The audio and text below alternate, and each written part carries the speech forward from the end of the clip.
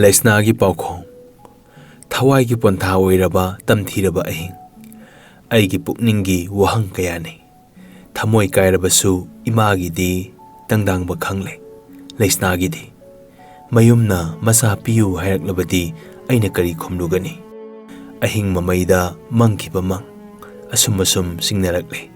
ꯀꯩꯊꯦꯜꯗꯒꯤ hospital ꯇꯝꯅ ꯆꯪꯂꯛꯂꯤꯕ BT road ꯂꯝꯈꯥꯏ ꯂꯝꯕꯤ ꯉꯥꯏꯍꯥꯛ ꯂꯩꯇꯅ ꯃꯤꯠꯌꯦꯡ ꯊꯝꯗꯨꯅ ꯌꯦꯡꯊꯣꯛꯂꯨꯏ ꯃꯪꯗ ꯎꯈꯤꯕ BK ꯆꯤꯡꯁꯨꯒꯤ ꯃꯄꯥꯎꯁꯨ ꯉꯥꯏꯔꯝꯃꯤ ꯃꯍꯥꯛ ꯂꯥꯛꯈꯤꯗ꯭ꯔꯦ ꯁꯨꯝꯗ꯭ꯔꯤꯡ ꯁꯨꯝꯂꯕ ꯂꯝꯕꯤ ꯃꯤꯠꯇ ꯈꯪꯎ ꯎꯔꯛꯂꯦ ꯃꯄꯥꯟ ꯀꯥꯡꯖꯩꯕꯨꯡꯒꯤ ꯄꯦꯕꯤꯂꯟ ꯁꯪꯂꯦꯟ ꯑꯩꯒꯤ ꯍꯛꯆꯥꯡ ꯀꯌꯥꯠ ꯀꯌꯥꯅ ꯍꯨꯜꯂꯤꯕ ꯃꯤꯍꯨꯟ ꯇꯤꯡ ꯇꯤꯡ ꯊꯛ ꯊꯛ ꯆꯦꯡꯒꯨꯝ ꯆꯦꯡꯒꯥꯅꯈꯤ ꯊꯧꯗꯣꯛ ꯑꯃ ꯋꯥꯊꯣꯛ ꯑꯃ ꯑꯩꯒꯤ ꯃꯤꯠꯌꯦꯡꯅ ꯐ꯭ꯂꯥꯁꯕꯦꯛ ꯈꯪꯁꯤꯡ ꯆꯤꯡꯁꯤꯜꯂꯛꯂꯦ ꯁꯍꯔꯒꯤ ꯂꯩꯔꯥꯡꯕꯤ ꯃꯤꯠꯇ ꯁꯪꯁꯪ ꯎꯔꯛꯂꯦ ꯂꯝꯐꯦꯜ ꯂꯩꯀꯥꯏꯒꯤ ꯂꯩꯃ ꯑꯗꯨꯉꯩꯒꯤ ꯇꯨꯖꯨꯡꯂꯕ ꯑꯍꯤꯡꯒꯤ ꯀꯨꯝꯍꯩ ꯀꯔꯝꯅ ꯀꯥꯎꯒꯅꯤ ꯅꯨꯄꯤ ꯑꯗꯨ ꯗꯥꯏꯔꯤꯗ ꯏꯈꯤꯕꯅꯤ ꯖꯨꯂꯥꯏ 7, 1969 ꯃꯇꯧ ꯑꯗꯨꯒꯨꯝꯅ ꯃꯪꯗ ꯎꯈꯤꯕꯤ ꯑꯩꯒꯤ ꯂꯩꯁꯅꯥꯁꯨ ꯆꯤꯡꯅꯗꯕ ꯉꯝꯈꯤꯗꯦ इखंग हे खंगौदना अैगी मित्येंग हंजिलकले पुकनिंग लैथाखिद्रे मिहुन चोंगबो हेंगलकले माइदा हुमांग मरिक मरिक कारकले इमागी हक्सांगबु थादोकलमलगा कांगजीबुंगी पेबिलन तमना चेंथोरकले महौसादगी संगलेन असि अयाम्ब मतमदा थोंग हांगदुना लैगल्ले लोलबसु मपानदगी यामना लाइना हांगदोकपा याय निमित अदुमदी नुंथिलदगी हांगदुना थमखिबनी मनुंगदा मी क्या ngahaki oina sensinduna lotna hobani nate leisnasu maduda sankhibra hausik phawba wanthaduna leiribra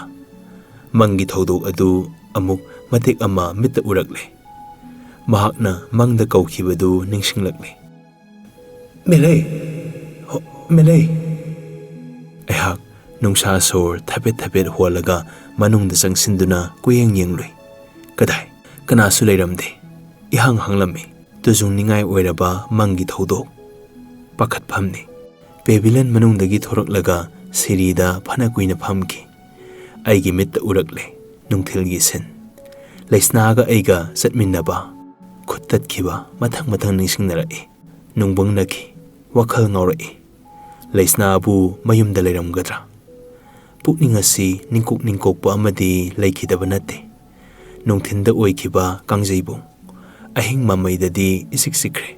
पुहांग हांगले मी असो ओपन तादुना लै लाकप्रा हाइदुना कोइनि येंगलै कदाय कनासु उबा फंखिद्रे अहिंगदा कातुकरान चटपा हुई मयुम चंगदबा सन अमनिदी उबा फंगे नोंगालकले लापना सिंखै फिदुप हुलकले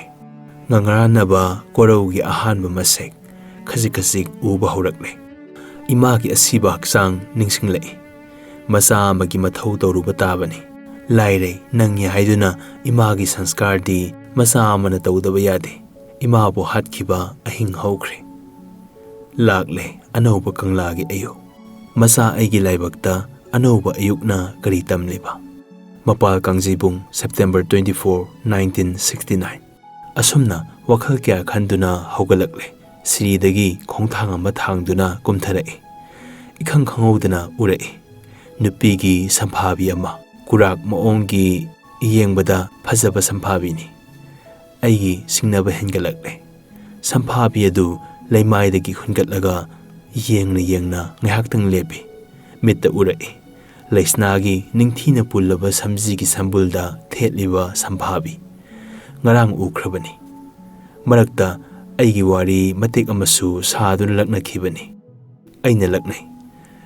नंगी समजीदगी कुराकसिदी साउख्रेदा अतै संभाबी लेजद्रो माना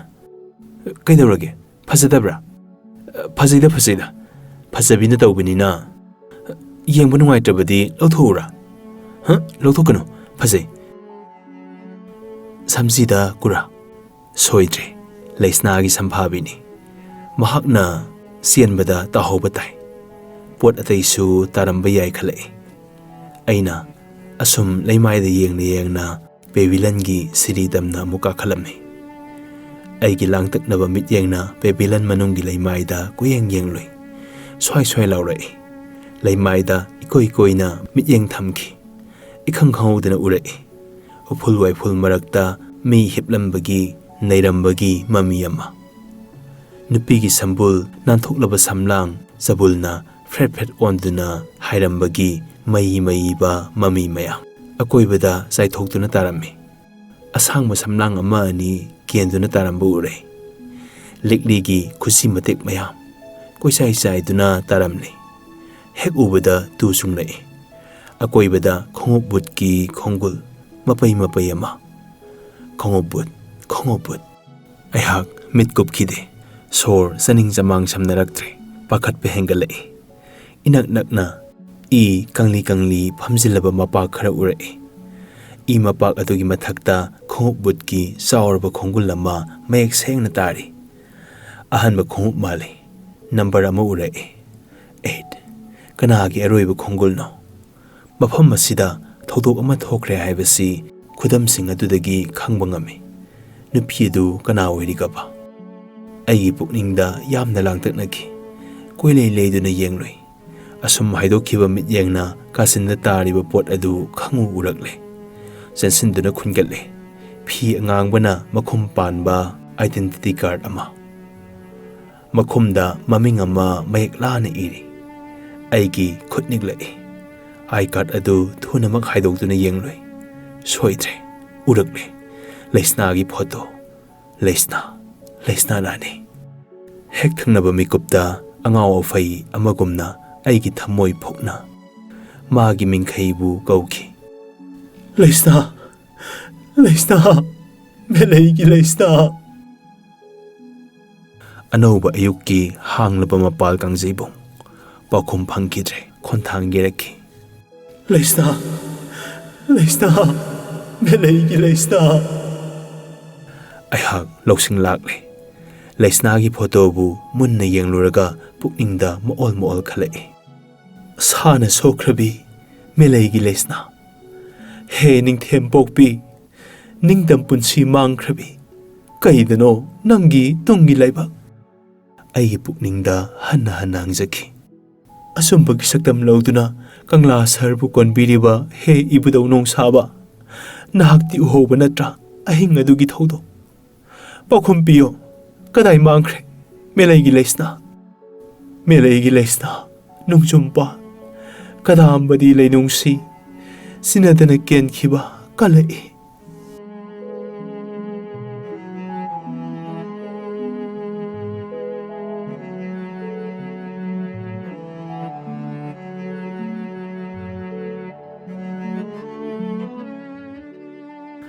aroibagi ahoba waroi paudam evilog khobut aigi mityeng flashback hanjilakle tapli ningsing warigi tamna haidok uraba wakhal mamangda phakliba pau sigi semaida mityeng thamle nahona ihaurakpa mitlupira leisna gi paubu nahona phongdokliba pau sigi semaida tap tarakle itomta tuminna phamle KP Press January 2, 1971 Sahi aniki mamangda nongmaina panduna sikhibi imagi haksang yumda puthaduna nambul turel mapanda potloikre asumna punsi se ithanta ngai hore mafam khanghodena mangkhrabi meleigi leisna mahak hinglibra natraga sikrabra likhun phangkidre kangla sahargi karamba mafamda magi haksangbu leiron jankraba hinglagana mahak kadaida wahang kya hangduna te lakli paukhumdi kanana pigani Ramdas ki godawn nungda lot pasangkhiba leisna pausegi pau matungina karamba matamda kanana Babylon manungda puraklaga naithatkraba wahangtani leisna gi I-card samphabi khuji mate aina khunjindana thamlai kanadasu wari lithokidre kangjibungi miyam marakta aiga kaina khrabi leisna Babylon dagi phangkhiba magi khudam khongobut ki khongul mayam kanada wakatlugani pakhum phangkhidraba wahang wayal katina kaidoruba ngamgani aigi wasak kanglei bibana haukiba ahingda खुथांग लांदुना सिनरंबा diary अैगी मांगदा थमलिबा टेबलदा packet अदु थुनमक हांदोक्तुना येंगली इसम जंबा नोटबुकनी अककनबा सही अमगी सोक तारिक यावबा डायरी नत्ते मखुमदा इरी कंगला डायरी इबदो नोंसाबगी सक्तमगी अईबा मीगी ममिंग थारी कंगलई पीबा अैना अहानबसे माय हाइदोक्तुना येंगलोय हाइफम खंगदना ngei अतै नते ngarang ahing takiba sayo isaigi sangnaba parengsing adumak diary de irame phaidapong August 13 1969 sayo isai he kangla he sar miyam gi konung miyam gi sar ningthau gi wayel minai gi naitha ngasi gi mirol amot pa khunai koina satuna koini yengo magi kanglei piba mareibak nungsibagi khoithumlaba sayo isai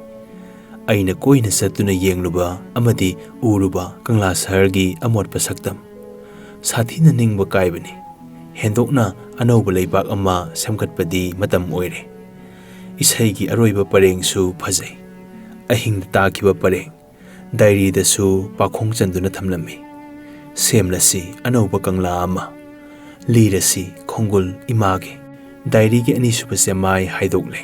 isa pumba tuzungki thengnei Leisnagi maming kanglei pibaga leisnaga kamdauna palangjilni khangning na patharui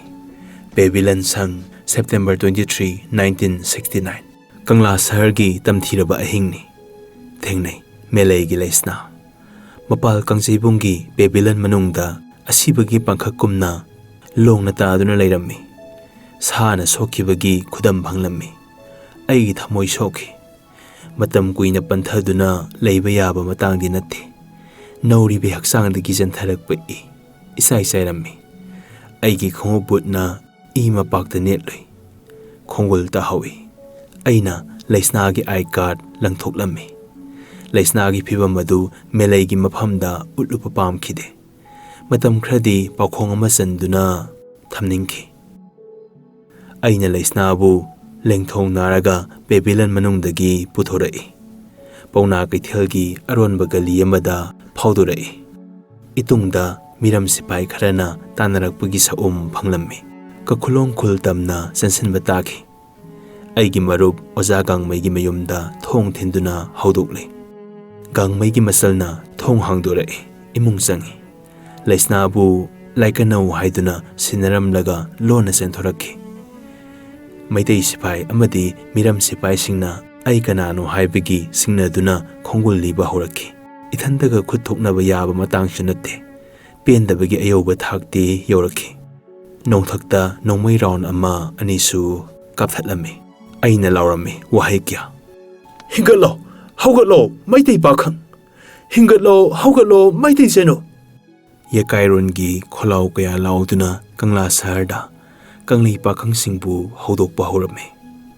asumna lauraga thangal kaithel gi maikei tamna zelamme aigi khongda khanghaudana tunglomdagi kaplakpa nongmai maru amana panki chaina khol khangduna khong sekna sianba taki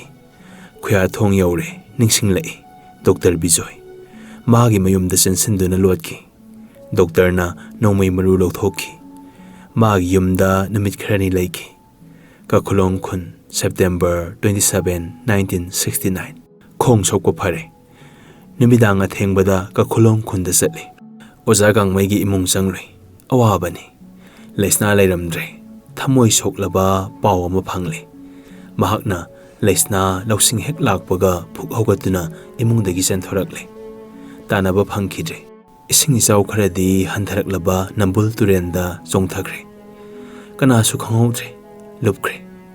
leisna gi paukhong gangmai gi imung amadi aitana khangi lotuna thamba taki sinadana kenkhiba sanura adugi thamoi soklaba thodok aduna aibu mathau sangre igi wasak ama sakhi kanglei piba gi kangla diary leisna gi mangkhraba wari likhun amadi ningthina paukhom pire palaiba ki wari ni sana sokrabi melei gi leisna mot laba nambul turen irol nungda lupkraba thawa yaudra baksangdi kamdauna phangkhidriba pani हे ईश्वर नंगी लीला नते ओजा कांगमैना लैस्नागी वारीबु नाकोइनदुना लोटलिब्रा मरम करिगे मेलैगी लैस्ना सिख्रे हाइबसी सोइररोय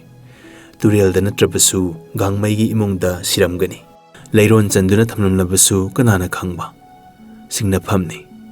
मतम कुइनदगी लोटुना थमलकपा पाखोंग असिबु खंगलसनु हाइदुना कंगलै पिबाना diary पिरम्बो ओइबताई पाउदमदा नहौना फोंदोकलिबा पाउमी कंगलै पिबा ओइगनी महाकनसु लैस्नाबु नहौना थीरिब्रा थीसनो लैस्ना लैत्रबदी लैबाक नुंसिबा लैररोय लैस्नादी Mamane ममागी खोंगुलदी मसाना लिफम थोई मेलैगी लैस्नाबु थेंगनखिगद्रा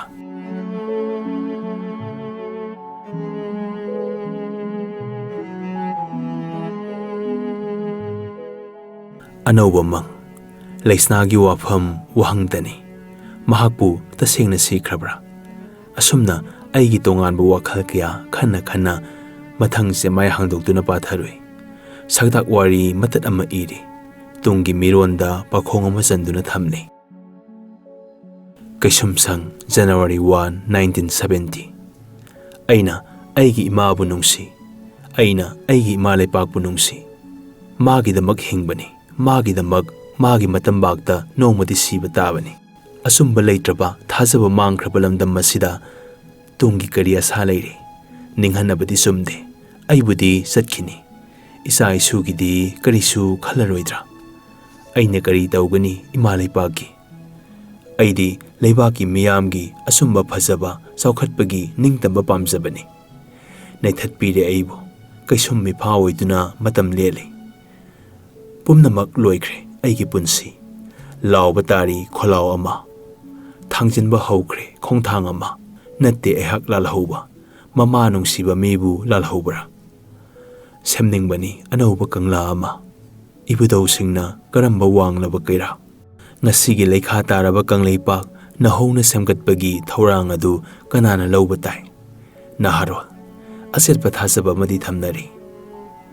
नोंमैगी मायोक्ता अहिंसागी खोलाव अमसुंग वाकटनबा करीबु तौरुबा ngamgani कैसुमसंगदा थेंगनरिबा लमयानबा कंगलै पाखंगसिंग मखोइना चंगसिल्लिबा लंबी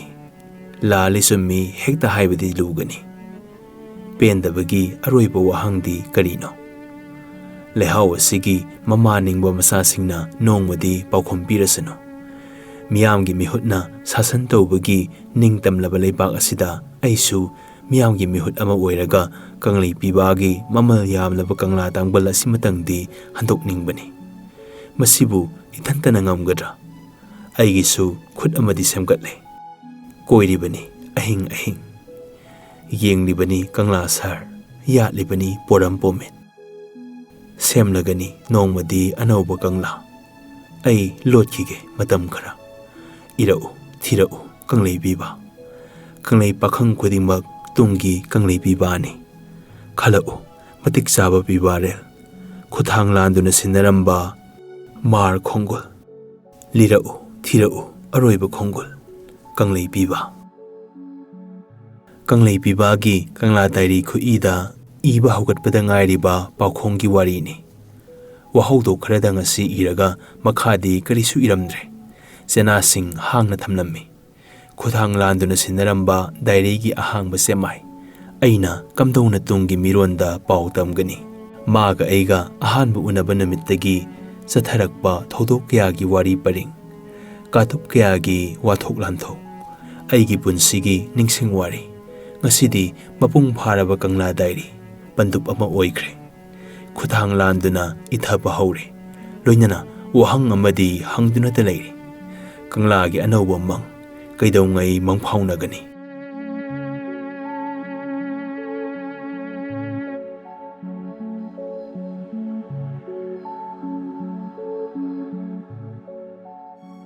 पाखोंग फोंगबा मी क्याबु ऐना सिंगनरुई कंगलै पिबागी मिंगफम लौरगा मसक लोटलिबा कंगलै पाखंग अमुक नौना मसक ताकनिंगाय ओइद्रे इरमलिबा थौदोकी परिंगना केकु फोंगदुना मसाबु मसक ताकसरे अहिंगदा थोइबा लुवांगी रिक्शो नंबर 606 थौरगा लाखिबा अहिंगी मिरोन BK Singsu natana kanabu oigani Zeldagi nanthoraki loinana anauba thorang ama hauba male thoiba luwangbu mapanda singna handuna thamlaga masabu lotnabu hotnari angpani BK Singsu nangi thorang nangi anauba mingpham masigi makhada nangna sinaramba Kangla Diary Kanglei pakhang singi punsigi wahaudokni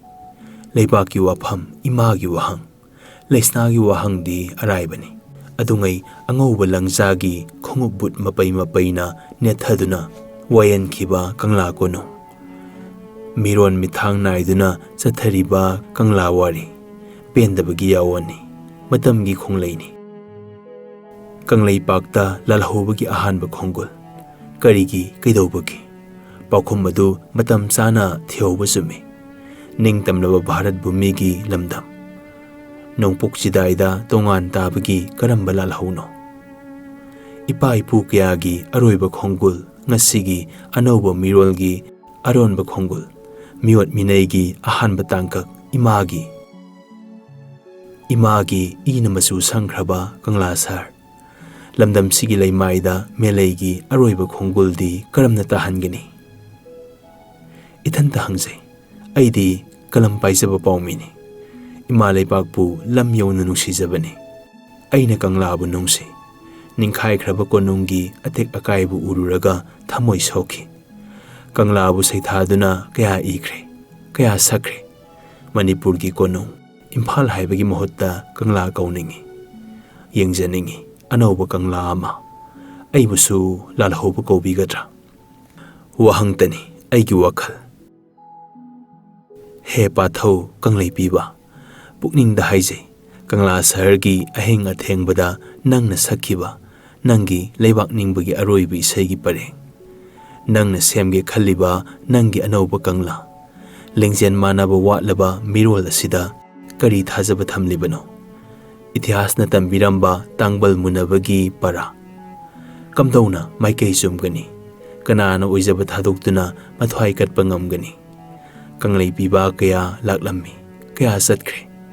Kanglei piba kaya lakhigani aigi aroiba wahang amadi Kangla utra mamangda nungpakta hagtuna thamningi itihas nangbu halakhigadra nangi nathanungda minai nai thangi thauri kangoi hokraba Kangla konunggi Kangla tangbal ngasigi matik sadraba lusingba kayagi amotpa mirongi leiba kanana kaidawngai nahona semgani anauba Kanglagi anauba leipak amma Kanglei pakhangsingna khanghaudana horakliba makhoigi ihau amasung khwalau kanagi maralno makhoina hangliba wahang kanana paukhum bigani phajai makhoigi wahang ngarangi Kangla ngasigi Kangla hayengi Kangla di kanagi makhuttano the beginning of nationalist movement